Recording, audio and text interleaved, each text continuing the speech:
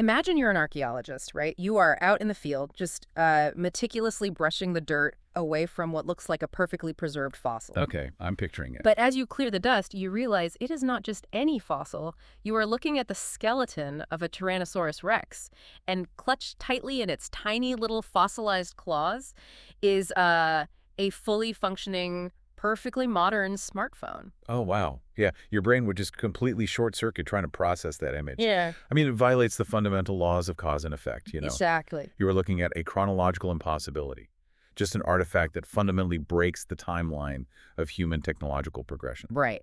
And that is the exact feeling we're unpacking for you today. Welcome to today's deep dive. We have an incredible mission lined up for you. We really do. We are diving into a recently unearthed document that reads like this high-octane sci-fi thriller. But at its core, it presents a mind-bending temporal puzzle that actually had modern AI researchers completely baffled. Totally baffled. And the source material here is just a phenomenal piece of archival history. For everyone listening, we are looking at an archive file titled whatoblast.pdf. Great title. Right, which contains crucial excerpts from a larger record known as Omens Foretold. And what makes this so incredibly relevant is that this file was discovered just last month, March 2, 2026. Yeah, very recent. Researchers who found it, they were investigating a badly damaged robot they had unearthed. But the mystery really started when they actually managed to pull the system logs from the machine's destroyed chassis. Yeah, because the internal data presented this profound contradiction. The manufacturing stamps and the core system logs clearly indicated this advanced machine was built in the year 2025. Okay. And it was officially assigned to a commanding entity designated only as a cyborg captain. Which, I mean, makes total sense for 2026 researchers to find, right? A year-old machine. Sure. But, and here's where you have to picture that T-Rex holding the smartphone. Those exact same logs showed that this specific unit had been fully active, like logging combat data, for 7 uninterrupted years between 1987 and April of 1994. It's just wild. On paper, this is a machine that essentially walked backward in time. Completely backward. And to understand how a 2025 machine ends up fighting a war in the late 1980s and early 90s, well, we have to ground ourselves in the primary narrative date of this archive. Right, which is April 11, 1994. That is the temporal anchor for the excerpt we're analyzing. Exactly. So picture yourselves in the middle of a tense rebel camp. We are introduced to a commander named Benedictus and his tactical associate, Monroe. And the atmosphere is just heavy, right? Because they are on the very eve of a massive multi-layered sabotage mission. Yeah, and this isn't, it's not a stealth mission where they pick a lock and sneak in the back door. Not at all. The first phase of this assault, which Benedictus designates Operation Gate Stop, it requires a staggering amount of physical, kinetic force. Okay, let's unpack this. Because they aren't trying to hack a keypad to keep a door open. They are dealing with a massive, descending physical gate that seals off an entire enemy fortress. Right. And to keep it open, they are relying on the sheer momentum of a literal freight train. Yeah. It is like that classic Indiana Jones trope, you know, sliding under a stone door at the last second, except they are using thousands of tons of steel as the doorstop. The tactical mathematics required to pull that off are just fascinating. Right. Because they cannot just crash a train into a wall and hope for the best. Right. That would be a disaster. Benedictus is running highly precise calculations regarding mass, gravity, and structural integrity. He actually stipulates that the train can have no more than 2 engines and the first 2 boxcars attached. See, wait, why limit the size of the train? Because, I mean, if you are trying to wedge open a giant descending gate, wouldn't you want as much mass as possible behind you? You'd think so, but it is about the specific crushing force and the timeline. If the train is too heavy, the kinetic energy of the crash might buckle the boxcars completely flat. Oh, wow. Yeah, or derail the engines entirely. And that would leave no structural support to actually hold up the gate. That makes sense. So by limiting it to 2 engines and 2 cars, Benedictus calculates a highly specific projected time range to keep that gate from descending all the way. And that time range is exactly 13.1 to 26.2 minutes. Precisely. That is an incredibly narrow window to pull off an entire assault. I mean, they are banking their entire survival on a margin of like 13 minutes. Yeah, and the physical goal is just as precise. They need the crushed wreckage of that train to prop the descending gate open to a minimum height of 4 feet. Just 4 feet. Yeah, that 4-foot gap is critical because it provides Monroe's men with a physical means of egress like a crawl space. Right. So they have an escape route when the main attack actually concludes. I really appreciate the dry, almost gallows humor Benedictus uses here. After finalizing this incredibly brutal, heavy metal math equation, he just looks over the plans and tells Monroe, there'll be light at the end of this tunnel, Monroe. It demonstrates a very calculated confidence, doesn't it? Yeah. But it also sets up a stark contrast in their operational tactics. Yeah. Because they're using this highly physical, archaic method, literally smashing a train into a door to break the physical perimeter. Right. But brute force only gets you through the front door. Right, because once they are inside, they are up against advanced surveillance and automated defenses. And to survive that 26-minute window, they need a major technological disguise. They absolutely do. And that disguise arrives in their camp in the back of a large pickup truck. Yeah, so the rebels manage to capture an enemy unit, which they refer to as a killbot. And it's delivered to the camp in this massive crate, like the kind you would use to transport a heavy museum statue. And Monroe's men, they pry it open with crowbars and hoist this thing onto a reinforced gurney.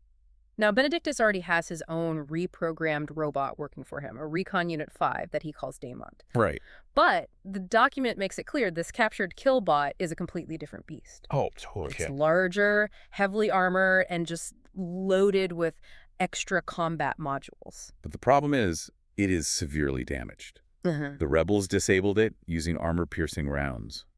And this prompts one of the most mechanically surreal scenes in the entire archive. Oh, it really is. Benedictus orders his robot Damont to essentially act as a trauma surgeon for the killbot. Damont steps up to the gurney and begins this methodical triage, right? He lifts the heavy limbs, scans the chassis, and carefully flips the massive machine over to inspect the damage. But he isn't just looking. Yeah. He is actively dismantling it. Yeah, it's strict threat mitigation. Damont physically removes the forearms and the lower legs of the killbot. He also identifies several protrusions on the side of the killbot's head, which turn out to be a laser module and advanced signal tracking hardware. Oh, yikes. Right, so Benedictus immediately orders those removed. You do not want a hostile machine waking up with autonomous weapons and a homing beacon attached to its skull. Definitely not. But then they hit a critical roadblock. The armor-piercing rounds completely destroyed the killbot's internal power supply. That's a huge issue. Right, and Damont informs Benedictus that to restore processing and communication, they have to hardwire a completely new power source. Specifically, the machine's neural network module requires a minimum of 48 volts just to boot up. And keeping in mind this is 1994, Monroe doesn't exactly have a portable, high-capacity 48-volt power supply sitting in a supply tent. Okay, hold on. I'm trying to wrap my head around the absurdity of this exact moment. It's pretty out there. You have an advanced 2025 robotic trauma surgeon operating on a futuristic military killbot. Yeah. And their solution to a 48-volt power deficit is to ask if the rebel soldiers have Honda sports bikes. They do. And that is exactly where the engineering brilliance comes in.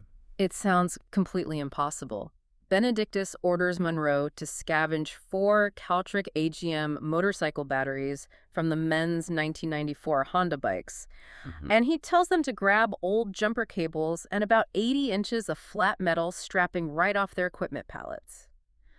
I mean, how does a bundle of 12-volt motorcycle batteries interface with an advanced neural network without instantly frying it or just failing completely? Well, what's fascinating here is if we connect this to the bigger picture, it is a masterclass in improvisational electrical engineering. Okay. Those AGM or absorbent glass matte batteries are roughly 6 by 3.5 by 4 inches. They are sealed, meaning they won't leak acid if they're tipped sideways. Right. And they're designed to deliver high bursts of current to start an engine. And of course, each one is a 12-volt battery. Okay, so mathematically, 4 12-volt batteries gets you exactly to the 48-volt threshold. Exactly. Damont takes those 4 batteries and daisy chains them together in a series circuit. And that metal strapping you mentioned, that isn't just for tying things down. Flat metal strapping acts as a heavy-duty buzz bar. It can handle a massive amount of electrical current with very low resistance, which is much better than standard thin wire. Wow. And the document notes that Damont builds this makeshift power pack in about 7 minutes. Only 7 minutes. He straps them together, splices into the killbot's primary wiring harness, and this is the crucial part. He actively severs the power lines leading to the motor drives and servos. Which is absolutely essential. Yeah. A neural network is basically a high-end computer, right? Yeah. It requires stable voltage but relatively low amperage once running. But physical servos and motorized joints draw massive amounts of power. Oh, so they just drain the batteries. Exactly.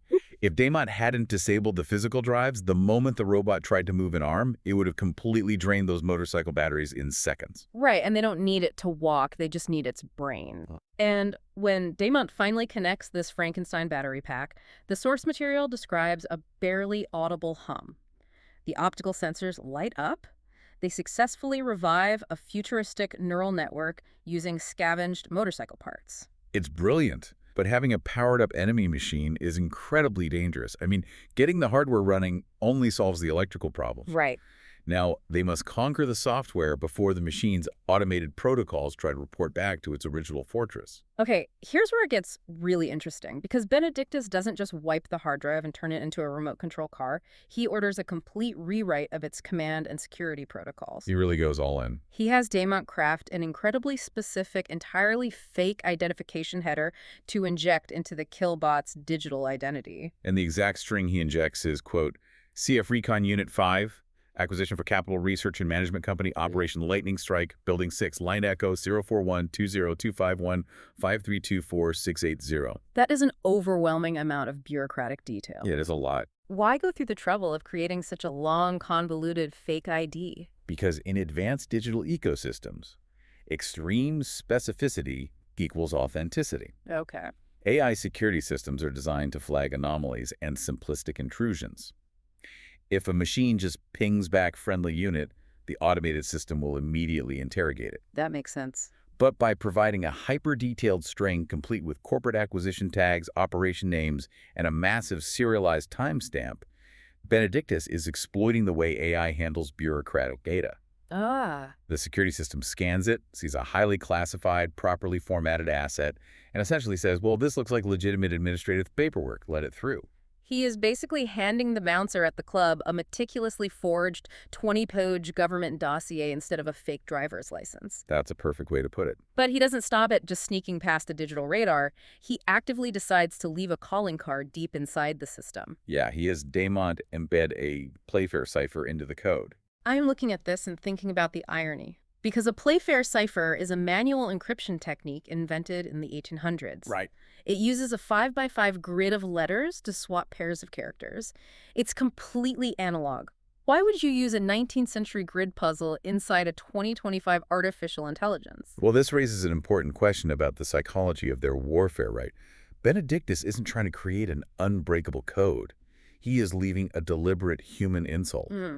An advanced AI looks for complex cryptographic algorithms, not a puzzle you can solve with a pencil and paper. That's so true. And when the enemy eventually decodes it, the message reads, quote, "You didn't think this would be easy, did you? This unit works for me now. Love, Benedictus Armilius Monk." That is just the ultimate digital mic drop. Signing it, Love Benedictus. It really is a devastating piece of psychological warfare. When the opposing commanders find that cipher, they will realize their supposedly impenetrable 2025 surveillance technology was hijacked by a man sitting in a tent using an encryption method from the Victorian era. It shatters their illusion of technological superiority completely. And Benedictus is so meticulous about locking this down. He orders Damont to scan every single communication frequency the killbot uses. He literally tells Damont, if the unit transmits Morse code to crack a joke, I want it listed. He's not leaving anything to chance. No. He needs total, absolute control over the machine's outputs because of what they are about to do next. Right, because now that they possess a fully obedient, digitally disguised killbot, they're ready to execute the climax of the mission, which is Operation Last Blast. Operation Gate Stop was just about wedging the physical door open. Operation Last Blast is about pure, catastrophic destruction. Exactly. The target is a highly strategic northeast tower, which is powered by underground lines extending 27 miles out from the fortress. And the underground placement is key here. You cannot easily bomb those lines from the air. Benedictus wants Damont to use the hijacked killbot's verified digital access to quietly map those subterranean systems and locate a critical structural access point. And Monroe is heavily equipped for this phase. When Benedictus asks for an inventory of their explosives, Monroe lists an absolute arsenal. It's massive. If you are listening to this and wondering what kind of firepower a 1994 rebel camp possesses, just picture two full-size pickup trucks packed to the brim with at least a ton of RDX powder, C4, PTN, blasting caps, detonators, and traditional TNT dynamite. And to put that into perspective, RDX and PTN are high-velocity military explosives. They were significantly more powerful than standard TNT. Wow. A single ton of that mixture is enough to level an entire city block, just pulverizing reinforced concrete and steel. Which makes Benedictus's reaction so telling. He's the ultimate pragmatist. He doesn't marvel at the ton of explosives. No, he doesn't. He just calmly notes what merely 6 kilograms of that mixture can do to a structure from 3 meters away. He calculates the bare minimum required for total structural failure. It was all about the math. Right. He even jokes, if anything, we'll get to celebrate the 4th of July early this year. Of course, it may be our last. Yeah, and Monroe pushes back on that, calling Benedictus too negative. But Benedictus responds that people who smile all the time weird him out, and he considers himself, quote, overly pragmatic. I love that. And it is precisely that cold, calculated pragmatism that brings us all the way back to the chronological mystery we introduced at the start of this deep dive. Okay, yes. So what does this all mean for those AI researchers in the year 2026? Let's connect the events of April 1994 to the discovery of that damaged robot. Right. So when the 2026 researchers dug up that destroyed robotic chassis and pulled its logs, they saw the internal identification data and assumed they had found Damont Benedictus's original Recon Unit 5. Because the logs stated the machine was manufactured in 2025. Exactly. But the operational history covered the late 80s to 1994. So the researchers theorized they had discovered proof of physical time travel. But when you read the Omens Foretold archive, you realize the truth is actually so much more brilliant than a time machine. It was an elaborate, masterfully executed decoy. Because the destroyed robot the researchers found in 2026 was never Damont. It was the hijacked killbot. Precisely. As part of Operation Last Blast, right before sending the heavily loaded killbot into the underground tunnels to detonate the explosives, Benedictus gave Damont one final order. Oh, wow. He had Damont transfer his own core identification data, his entire digital identity, into the killbot's mainframe. It is essentially a Russian nesting doll of data poisoning. Yes. Damont uploads his identity into the enemy killbot. The killbot walks into the facility and is completely destroyed in the explosion. Decades later, researchers dig up the wreckage. Right. They look at the logs and history records that Damont died in that blast. But it was just Damont's digital ghost residing inside an enemy shell. It is an incredible lateral application of cyber warfare. Benedictus didn't just blow up a physical tower, he effectively blew up the historical record. He really did. By intentionally placing 2025 identification data inside a machine fighting in 1994, he created a temporal anomaly on purpose. He spoofed the future, leaving a decoy so structurally convincing that it fooled highly advanced AI researchers decades after the fact. It really forces you to step back and appreciate the sheer, multifaceted genius of what this small rebel team accomplished. Absolutely. I mean, in one mission, you have the raw kinetic physics of Operation Gate Stop, calculating the exact mass and momentum of a freight train to hold open a steel gate. And then you have the brilliant analog engineering understanding that the 48-volt threshold of a futuristic neural network could be met by daisy-chaining sealed motorcycle batteries with metal strapping. Yeah. And finally, the unparalleled digital warfare. Injecting a hyper-specific fake ID to bypass AI bureaucracy, taunting the enemy with a Victorian-era Playfair cipher, and culminating in the ultimate explosive misdirection of Operation Last Blast. It's a masterpiece of tactical planning. It completely shifts how we have to look at archival data. What looked like an impossible timeline-breaking paradox to the experts of 2026 was, in reality, a meticulously planned 1994 spoofing operation. And it serves as a stark reminder of how easily data can be manipulated at the source.